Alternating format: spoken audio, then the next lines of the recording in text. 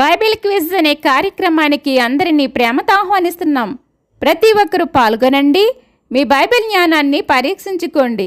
మీలో ఎవరు విజేతలో తెలుసుకోండి. ఆదికాండము నుండి 20 ప్రశ్నలు, బైబిల్ అంతటి నుండి 10 ప్రశ్నలు అడగటం జరుగుతుంది.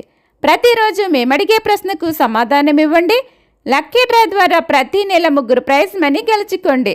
ప్రతి నెల 30 ప్రశ్నలకు కరెక్ట్ ఆన్సర్ ఇచ్చిన వారికి మాత్రమే ఫస్ట్ ప్రైజ్ ఇవ్వబడుతుంది. విజేతలను ప్రతి నెల 1వ తేదీన ప్రకటించడం జరుగుతుంది.